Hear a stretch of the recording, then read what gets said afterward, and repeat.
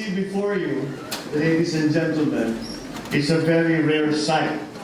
It is a speechless senator, because I cannot get over this overwhelming introduction that I have received from your dean of the law school. But thank you very, very much for being for such a kind description.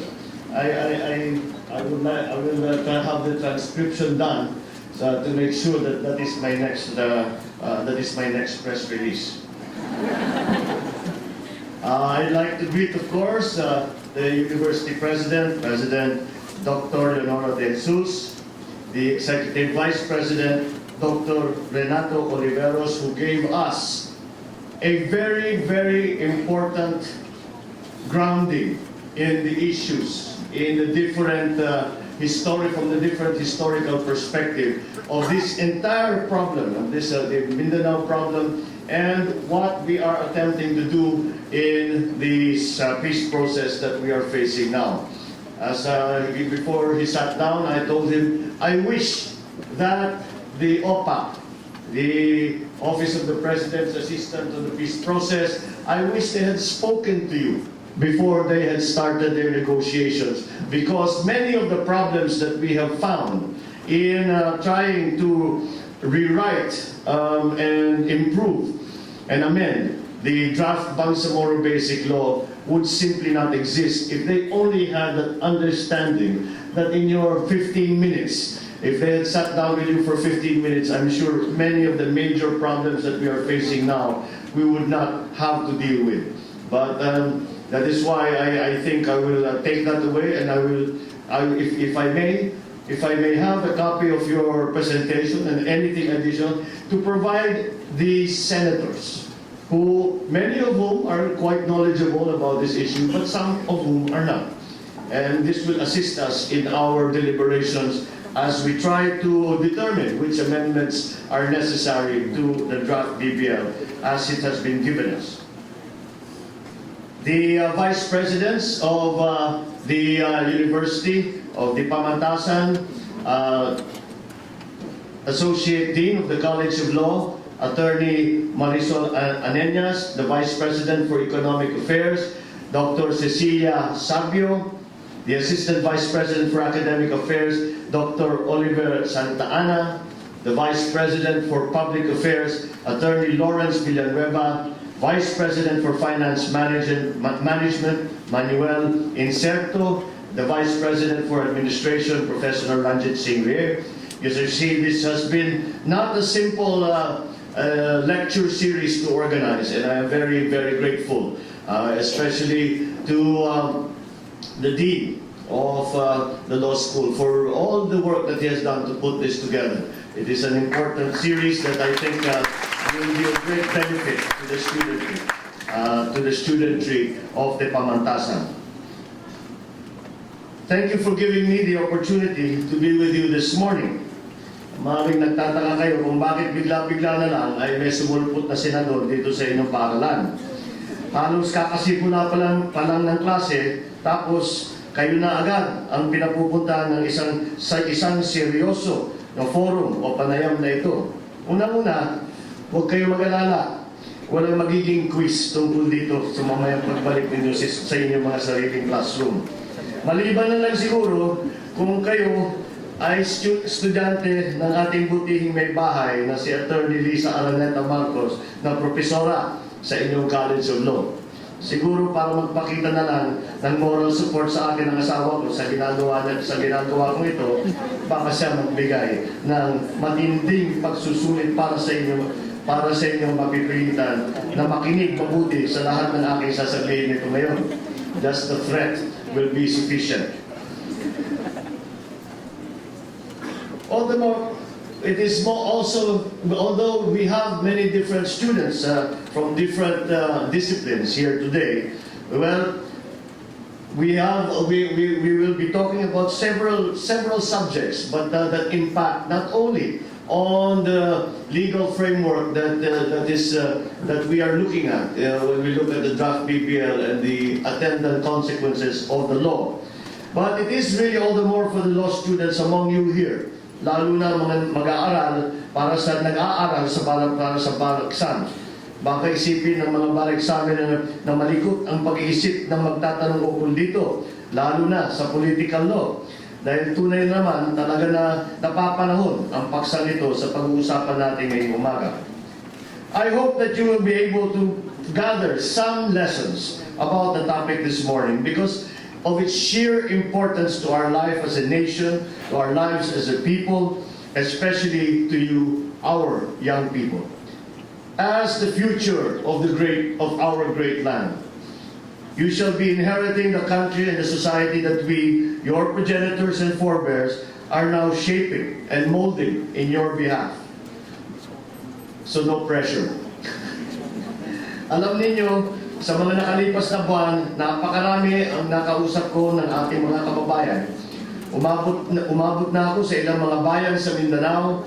Nakausap ko ang mga taga roon, ang MILF, pati ng MNLF, ang mga opisyol ng lokal ng pamahalaan, ang mga ahensya ng pamahalaan, mga indigenous peoples, mga sultan, mga datu, at mula pa sa iba't ibang sektor ng lipunan. Sabi ko sa aking sarili, sa dami ng aking nakausap, hindi ko pa nakakapanayam ang mga kabataan at mga mag-aaral. Kapag hindi ko gagawin ito ay isang malaking pagkukulang dahil ang kabataan ang siyang kinabukasan ng ating bayan at ang siyang pangunahing makikinabang sa anumang ginagawa natin dito. Kaya minabuti ko puntahan kayo rito upang kapanayamin at kausapin sa paksang ito. Tama-tama, habang kami sa Senado ay nasa recess, Senate recess o adjournment ng tinutukoy ko. Hindi yung recess na iniisip ninyo na inaasam-asam ninyo araw-araw sa eskwelahan. So to get on with the topic, you are all perhaps somewhat aware that we in Congress, most especially myself as chairman of the Senate Committee on Local Government, are presently undertaking this rather overwhelming task of studying and deliberating the Bangsamoro Basic Law as it has been proposed to us in Congress by Malacanang. To put it in proper perspective, just what exactly it is that we are doing. We as a nation are now at a particular point in our history where we are renewing our constitutional commitment to peace and development with our brothers and sisters in Muslim Mindanao. In light of this commitment, we are likewise attempting to recalibrate the terms of the grant of autonomy to Muslim Mindanao, which, as of the present time, is legally known and legally recognized as the Autonomous Region of Muslim Mindanao, or, as you always hear it, ARM. We are doing this in the context of and within the framework of our constitutional democracy. The form of government that is ordained and authorized under our 1987 Constitution is a unitary, presidential, republican, and constitutional form of government. On the national level, we have the executive, the legislative, and the judicial branches. Then on the local level, we have what are now called territorial and political subdivisions of our country, or what we also refer to as our local government units. A most popular example of which is your very own city of Manila. Although the city of Manila has rather special status amongst the other local governments in the Philippines. Under the Constitution, our local government units are allowed to enjoy local autonomy, which is in the nature of administrative autonomy or decentralization of administration. They have certain powers allowed under the Constitution and further enfleshed under the Local Government Code and are under the general supervision of the President. The Local Government Code, or Republic Act 7160, gave this a level of autonomy to local governments as a recognition that some of the functions and services that are provided by government are best administered by local officials and by members of the local community, simply because the members of the local community are more cognizant of the problems that they face and are more familiar with the circumstances within which the government operates, thereby making it more likely that the responses to the problems that the community faces are more appropriate, and that we are giving them the maximum that we can to solve those problems themselves in the best way as they see fit. But then our Constitution also recognizes what are known as autonomous regions, which are an aggregation of local government units, which share, and I quote, a common and distinctive historical and cultural heritage. Now, the short background that was given to us before I spoke by Professor Oliveros makes it clear that that statement must be recognized as must be understood with a knowledge of some more nuanced and more detailed understanding from the historical perspective, and he made a very clear explanation of what those nuances are. The only two autonomous regions authorized by the Constitution are the Cordillera region and Muslim Mindanao. These autonomous regions are special in that under the Constitution they have extensive powers which are not otherwise possessed by ordinary local governments. Based on an enabling law to be enacted by Congress, these extensive powers of the autonomous region would be exercised by the regional government, which would have its own special executive, legislative, and judicial branches. According to the Supreme Court, the autonomy they enjoy is political autonomy, not merely administrative autonomy. We begin to border upon the idea of self-determination. However, notwithstanding the political autonomy, these autonomous regions are very much still part of and are not separate from the state, the Philippine state. In fact, the Constitution mandates that they shall be, and again I quote, within the framework of this Constitution and the national sovereignty, as well as territorial integrity of the Republic of the Philippines. Close quote. Moreover, like ordinary local government units, they are also subject to the general supervision of the President of the Republic. Now, as of this time, only the autonomous region in Muslim Mindanao has been organized. Yung sa Cordilleras ay hindi natuloy dahil nung nagkaroon sila ng plebisito ay natalo sa plebisito ang pagbuo ng Cordillera Autonomous Region.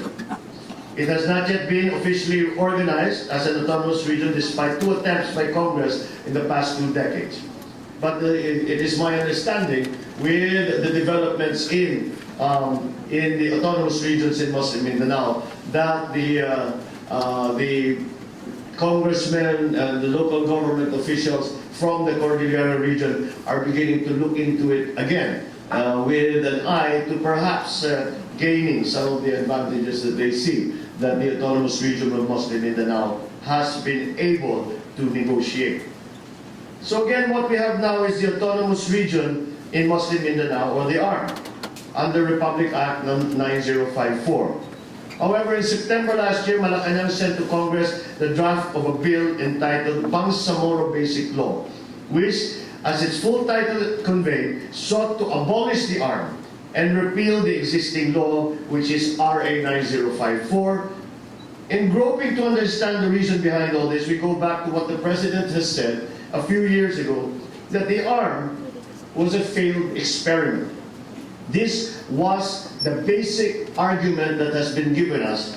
We first started to hear this phrase when it was proposed by the Palas that we postpone the ARM elections and to synchronize them with the rest of the country, and with a view of starting to organize a different autonomous regions. As we will see later, this has caused a great many arguments and problems, and many areas that are not clear as to their constitutionality or not. Pero ang malaking problema ay lumabas sa aming mga pagdinig sa Senado na marami pala sa probisyon ng BBL ay labag sa ating saligang batas. Kaya ang aking ginawa ay minabuti kong humingi ng isang pauna at pampaganang lecture o sermon mula sa aming dalubhasa sa Senado sa saligang batas na si Senator Miriam Santiago. Ang ginawa ni Senator Miriam ay inimbitahan niya ang mga magagaling at matitinik ng mga utak sa saligang batas upang pag-aralan ito ng BBM. At kung ito ba ay naaayon sa ating saligang batas. Sa kasawiang palad, ipinagtibay ng report ni Senator Miriam na ang aming naunang hinala, labag talaga sa konstitusyon ang BBM. Ang gusto raw ng BBL ay gawing isang part sovereign state o isang sub-state ang tinaguriang Bangsamoro. Now, the idea of a sub-state, although intuitively, instinctively, we react to it strongly, the sub-states exist around the world, and they exist successfully. The examples of this, the United Kingdom is a aggregation, it is a union of the states of Northern Ireland, Wales, Scotland, and England. So these are some states within the state of the United Kingdom. Catalonia is a sub-state of Catalonia is a sub-state of Spain. These are always the examples that we hear. Quebec is a sub-state of Canada. These are the examples that we hear, and we say that sub-state can in fact exist as long as the definitions of the relationship between that sub-state and the national government is very clear. The sharing of powers is very clear. And furthermore, it is very clear that they are a sub-state and not, which is what we should be worrying about, a state within a state. That it takes on the attributes of a sovereign state and therefore considers itself somehow equal or even sometimes superior to the national government and the state. Ang gusto raw, allegedly, it has all, for the law students, it has all the elements of a state under the Montevideo Convention.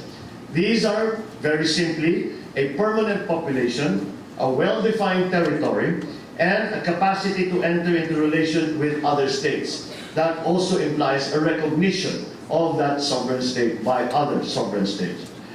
Tapos magiging iba ang struktura ng gobyerno sa loob nito. Parliamentary. Now, this has been an area of great argument because we are a republican and unitary form of government. Nowhere in the Constitution does it say that we can organize a regional government that is parliamentary and ministerial in its form. And besides the constitutional arguments for and against this, for and against this being constitutional, this also raises a great many problems when it comes to power sharing with the national government, when it comes to the share in the national wealth and the contributions that will be given to that sub-state by the national government and vice versa, because LGUs also contribute to the national government. Ang gobyerno nga ng Pilipinas is presidential. Paano naman mangyayari yun na pagsasama natin ang parliamentary at saka yung presidential na pinag-uusapan? Bukod pa rito, napakaraming kapangyarihan ang binibigay sa Bangsamoro government. Mas marami at mas malawak pa sa mga kapangyarihan na pinapayagan sa mga autonomous region sa ilalim ng ating saligang batas. Sa dami ng kapangyarihang ibinibigay ng Bangsamoro government, para bang may sarili na itong buhay na hiwalay sa bansang Pilipinas. And why do we say this? Because there are provisions in the Bangsamoro Basic Law that allow the Bangsamoro Parliament, for example, to make implied amendments not only to the Constitution but to laws and to laws passed by Congress. Let me give you some examples. One of the examples, the much discussed example that we have heard about are the constitutional bodies that are mandated by the Constitution, that are mandated to be created by the Constitution. These are the COA, the Commission on Audit, the COMELEC, Commission on Elections, and the Civil Service, Idagdag na rin natin dyan ang Ombudsman's Office and the HRC, the Human Rights Commission.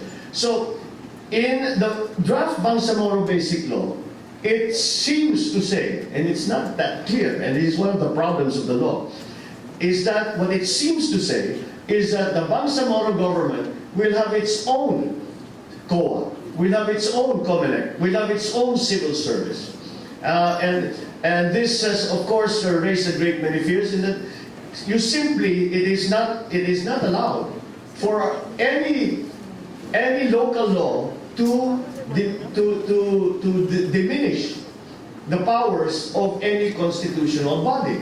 And that is what is implied by the creation of these constitutional bodies within Bangsamoro, which seem to be, again, the language is not clear, which seems to be separate from the organization of the constitutional bodies in the with their headquarters or the central offices in Manila. If Congress were to pass this exact version of the BBL as drafted with the PALAS, then the resultant law would clearly and grossly violate our Constitution. The basis, if you remember, in the term of GMA, of President Gloria Arroyo, there was an attempt to establish the ancestral lands and the Bangsamoro in what was so-called the MOA Act. The MOA Act was struck down by the Supreme Court as unconstitutional. What is worrisome is that the basis upon which the grounds that the Supreme Court cited to striking down the MOA Act continue to exist in BBL. And that's why when we first started examining and deliberating this, maraming nagsasabi, huwag nyo nang palitan, huwag ninyong palitan kahit isang tuldok dyan. Ipasa ninyo as is. Kung hindi namin tatanggapin with all kinds of other slightly threatening pronouncements. And we said to them, if we were to do that, asahan ninyo, you can be sure that it will be immediately struck down, because once we pass it, we know even now in this BBL that there will be challenges to its constitutionality immediately upon the signing of the President. And since they have already decided on that basis, the Supreme Court, they will not reverse themselves and decide against their own decision and their own opinion from the MOA Act. So that is why we had to start looking at it deeply and say, if we were to just say that we bow to political pressure, because a great deal of political pressure has been and is being applied to all the legislators to pass certain versions. And despite that, we said we cannot bow to those political pressures, because if we knowingly pass a unconstitutional BBM, then we as legislators have not performed our function as legislators. Legislators have two functions: to write legislation and some oversight functions that legislation is being properly implemented. So the first and more important part, I think, of our function we would not have performed it had we allowed a unconstitutional BBM to be passed. So that is why the constitutional issues have taken such precedence in the discussions. However, I have to say that there are other problems within the BBL that are outside of the constitutional problems. But however, clearly the constitutional problems are the most important. Because even if we fix all of the other problems that we see, then if it is unconstitutional, all that work will have gone for naught. I am presently at the moment starting to list the proposed amendments for the BBL. I have divided up into 4 subjects the different areas which need our attention. Of course, number 1 would be the constitutional issues. Number 2 would be the issues on power sharing with the national government. Number 3 are the issues on the economic provisions. And number 4 is administration. And ba't nasama yung administration? You would have thought it was a very benign and really mundane part of what our deliberation should be. The reason that they have taken center stage to an extent is because some of the proposals in the BBL are impossible to administer. Some of the proposals that if we followed exactly what the BBL is saying, there was no formula, at least for myself. And I consider myself somewhat knowledgeable when it comes to issues of local government, having served as nine years as governor and having served as the committee chairman of local government. I believe that I'm familiar with most of the issues, most if not all of the issues that challenge our local government. And administration is an important part of the function of government in its provision of services and implementing the rule of law. So these are things that need to be clarified. A lot of the work that we are doing has less to do with our objections to some concepts and principles, but a great deal to do with clarifying the law. That is why it is a big mystery to me. Why many, when people were saying, do not change this law, do not touch anything, huwag nyo nang palitan. Anong sabi ni Professor Ferrer? No BBL is better than a mangled BBL. And I asked her, what is a mangled BBL to you if you change any major provision? Sabi ko, but if we do not do that, the law will fail. This proposed law will be struck down. And so we have tried to keep a focus on the draft BBL, and in that process, trying to talk to all the stakeholders and all of those who are going to feel the effects.